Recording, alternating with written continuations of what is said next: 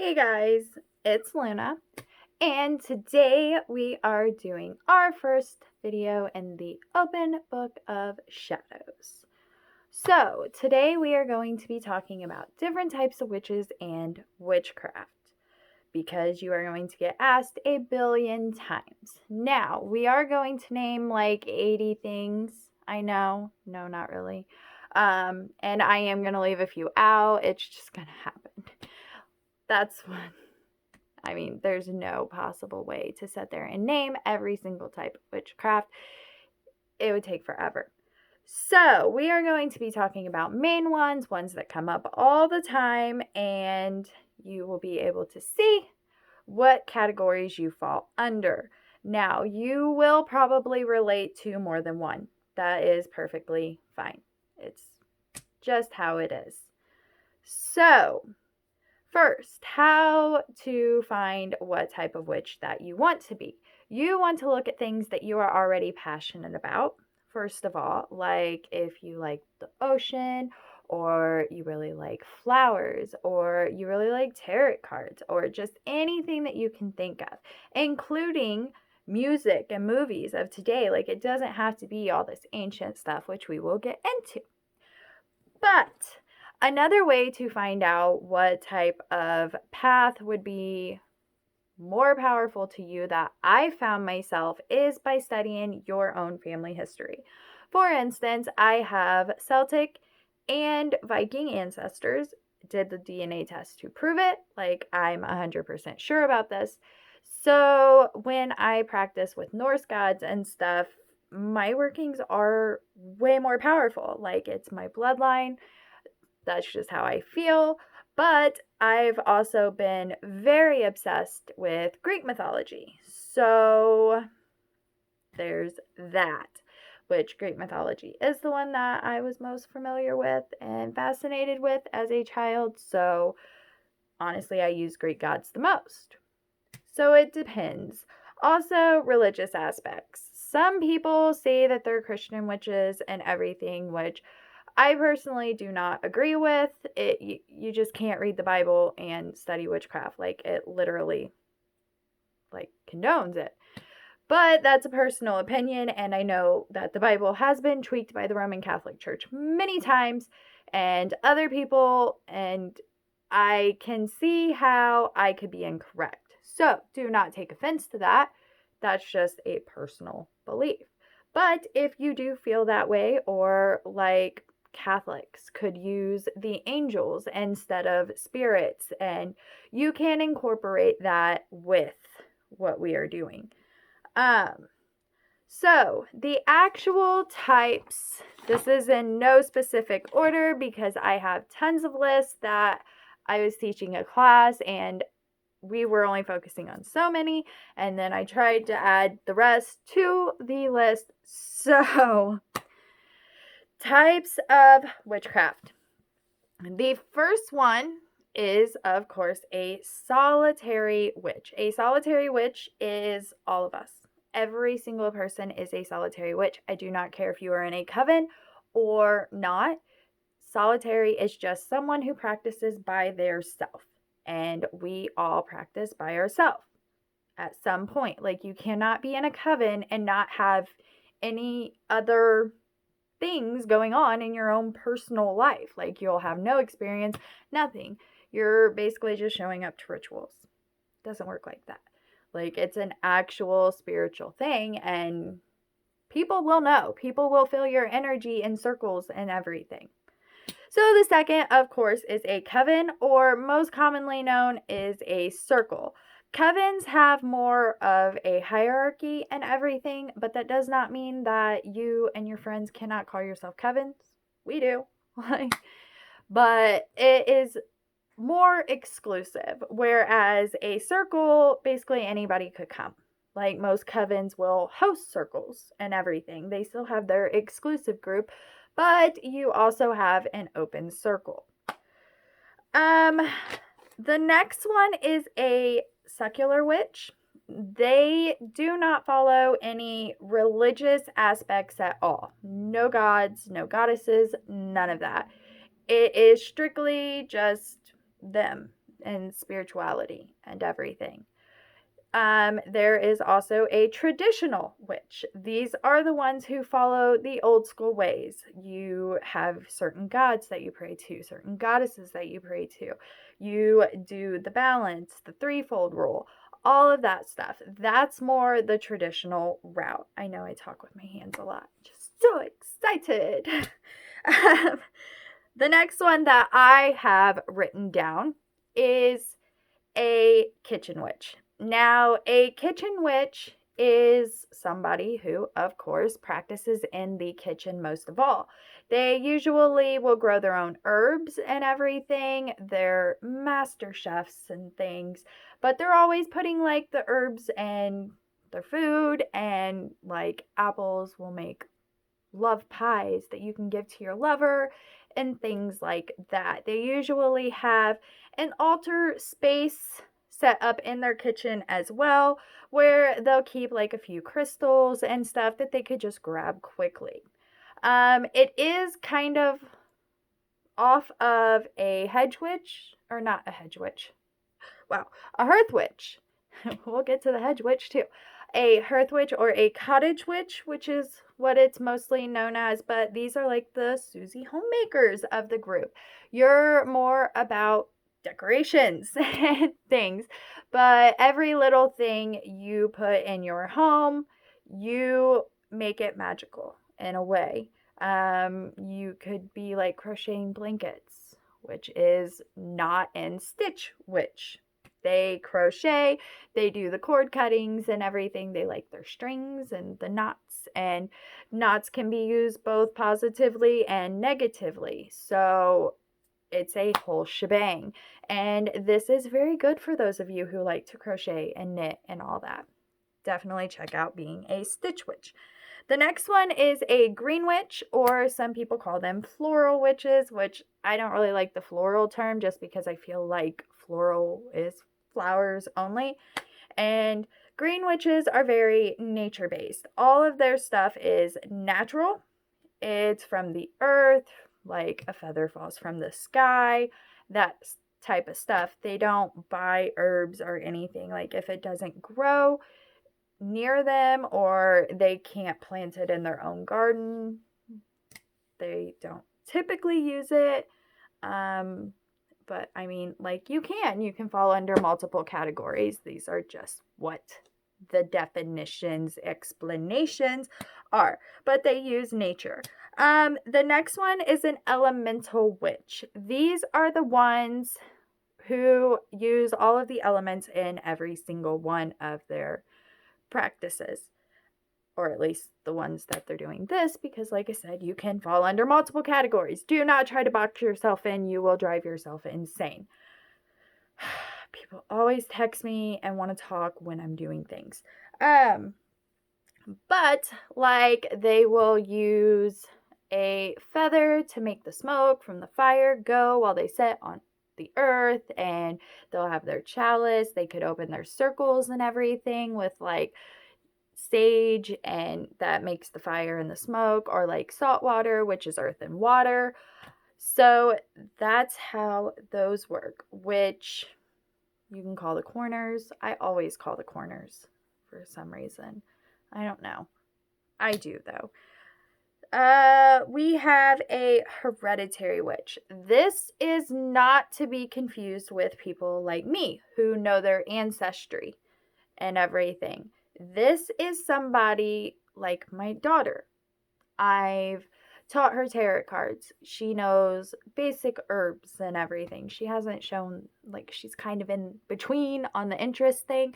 So it kind of just is taught to her as she wants to learn it, just because I don't pressure her. It's her choice and everything.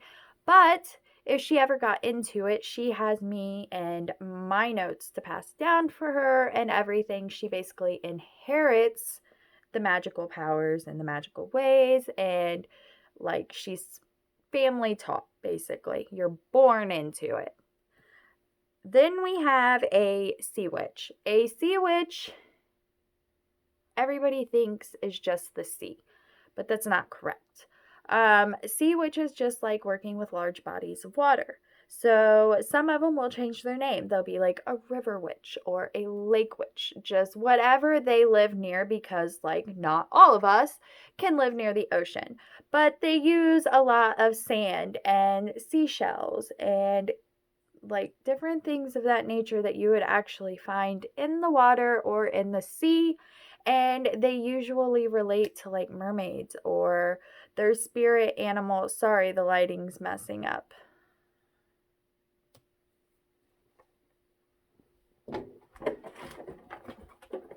And I knocked my sunflowers off. Does that help? Not at all.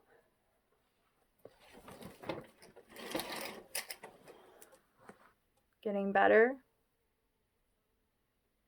No, it's not. Whatever. We're just going to go with it. Ha! There we go. Stupid sun. Eventually, I'm going to have a space to actually do this stuff. Alright, so the next is a fairy witch. These are people who practice mostly with the fae. They usually have a fairy garden. Like, I do a lot of fae magic. I am a May baby, so like Beltane's really big for me and everything. So I love the fae. Definitely check them out. And I'm building a giant fairy garden that will be somewhere. I have no idea where I'm going to put that, but they usually have a fairy garden so fairies can stay and come in and out of their home at all hours, and they call up on the fae a lot and their workings. But definitely be careful. They're mischievous. The next one is a draconic witch. The ones who focus on dragons and everything. Now, these witches usually travel in between realms and everything to actually meet the dragons and to actually get advice from them and everything. So there's a lot of like astral traveling and dream work and all of that stuff to get to the dragons as well. This is why I said you cannot just box yourself into one category, because certain things are in all types of magic, like nature for one. Like you can be a green witch and be like any other type of witchcraft. This lighting thing, really annoying. But we're gonna keep going. The next one. This is broken down into categories. Okay, so there's the lunar witch, which she only studies with the moon and the moon phases and all of that. And then there's like a solar witch who, instead of using the moon, gets their power from the sun or stars, constellations, anything that burns bright. Makes sense. I personally am more of a cosmic witch or an astro witch. I have to know it all. I like astrology. I need to know the moon phase, but I need to know what sign the moon's in so I can do all of that. Planetary hours, all that good stuff. Basically anything space related. That is a cosmic or astro witch. Then we have a tech witch. Tech witches are pretty new. They usually have like an online book of shadows, or some of them are even super smart and can code different things to make spells to their phones and stuff. Like even a virus or something, sending it to somebody could be like a hex or a curse. So they just do all of their magic workings. This is annoying me. But they do all their magic workings through technology and things. They could turn on the white noise on a TV and get like signs and sigils out of that and things. So definitely check that out. Next we have a urban witch. Urban witches are the ones who live in the city. They don't have access to nature, which if you can see out my window, I live in the country. They don't have access where they could just go out in their yard and grab some corn or something. So they will like graffiti and stuff. It's actually super cool. Like they'll draw their sigils on the sides of buildings and stuff. Don't do illegal stuff, y'all. Don't do it. But you could do it on the road with spray paint and stuff. Like people are going too fast in front of your house, so you paint a sigil on the road to slow them down and all of that. It's actually super neat, and I suggest you check that out. Sorry, trying to read my text messages. Next, we have a hedge witch. A hedge witch is kind of like a green witch. They do work with nature and everything. But a hedge witch is like a witch who walks the line between our realm and other realms. They're always like half in, half out. Which, I mean, everybody can be a hedge witch. It's the mind and mental and opening up your third eye and that chakra and your crown chakra, like getting all that good stuff aligned. But like they'll be setting in normal settings and have voices in their head and everything, clairaudient things. I know. Trust me, it's annoying, but it's actually super fun. They do like astral traveling and all of that good stuff, which is really cool and super fun. Then we have an Omni Witch. An Omni Witch is somebody who studies and learns from books. They've always got a book in their hand. I am one of these. Like, I always have notebooks and books in my purse. Always. Like, I am that person where I will get bored at the bar and I'll just pull out a book and everything. I've actually had people call me out on it for it, but I don't care, okay? Take me somewhere where we're doing karaoke and I won't have to have a book. It's not my fault. It's yours. Then we have a divination witch. These are the ones who use all forms of divination. They mostly do divination. They're all about trying to see the future, trying to get a grip on the future, see what it holds. La-di-da-di-da.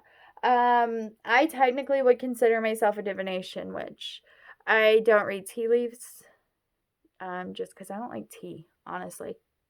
It's not my thing. Not my cup of tea. More of a tequila girl. But no, which I'll make a video on that stuff for people who don't like tea, other things to do. But I have heard from people that you can just swirl it around and dump it out, or have the person that you're reading for swirl it around and dump it out if they don't like tea. That way their energy is still in it. But if you like tea, you can definitely read tea leaves. But I do pendulums and tarot cards, oracle cards. I have a ton of divination. The pendulum's actually my favorite. Truly my favorite. So, the next is a spirit witch. These are the ones who, they can be called necromancy witches. I think they're kind of different, or there's different forms of it. But spirit witches work with the dead, spirits, ancestors, anybody who is not on this physical plane. They are huge into the astral traveling, going to other realms, like meditation is big for them. So definitely spirit work, spirit witch. Next, there is the sigil witch. A sigil is somebody who takes runes or symbols from any place. It could be like zodiac signs and everything. And they mix them together to create personalized sigils of like protection or defense. And like you want to protect a loved one. So you would use like a rune that is for like family. If it's like your mom or something, you would use like the family ancestry rune with a protection rune, and you would find a way to draw them together and mix them together, and you would make sigils. I've gotten into this and it's actually super powerful, super cool. Then we have a pop culture witch. When I first heard this, I thought it sounded completely stupid. Not gonna lie. But Once I actually started paying attention, it actually makes a lot of sense. For instance, those of you who have seen the movie The Craft, how do they enter the circle? With perfect love and perfect trust. This is how you enter a coven and thing. With perfect love and perfect trust. They call the corners, they do everything. So it's taking fictional stuff because honestly, them and supernatural and stuff take real life ancient magic and they twist it to a movie. So pop culture witches will like twist it back and make it more modern. Then we have a crystal witch. They specialize in crystals. They can make crystal grids for power and all of that good stuff. I am trying to speed it up because I can't go over 30 minutes on this stupid phone. Next, we have a storm witch. They like to play with thunderstorms and everything. I do this. This was actually one of the first magical things that I learned and did because I was raised in a Christian family, so there was only so much that I could do. But like they'll play with the rain when it's raining, or they'll try to make the wind blow harder and everything, like just to get a feel of that. I love doing like Native Americans, if you have that, they used to do rain dances and stuff. It's not as far-fetched as people think it is. So if you have that ancestry, you might want to check into that. Storm magic is a blast. I'm not going to lie. Next, we have shadow witches. Shadow witch is journaling and things of that nature. It's basically exploring the darkest parts of your soul and using them to your advantage. You can use oracle cards for this. You could just use journaling. You can use meditation. Like, I think everybody should be a shadow witch. You should at least practice shadow magic at least once a month. Like, you need to dig inside yourself and find out where you are, who you are, what you want to do, blah, blah, blah.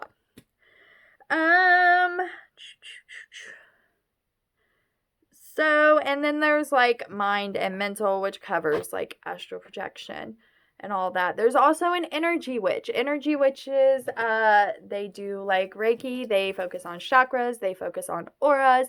Basically, the energy of other people and themselves. So, that was supposed to be a quick video. That is 2222 when I just looked at that.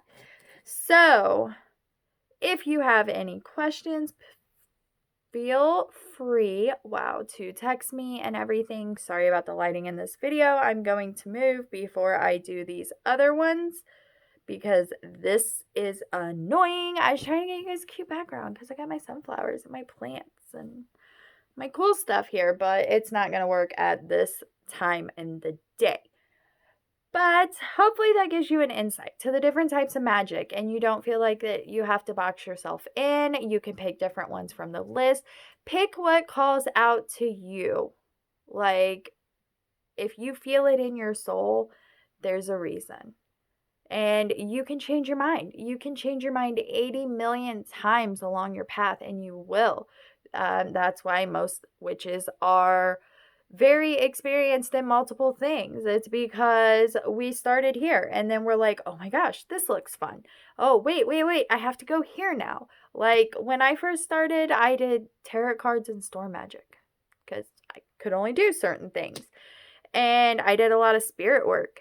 And then as I got older, I got into astrology and started doing the astro stuff. And then I'm like, geez. And then I started learning astronomy on top of that and everything. And it's just never ending.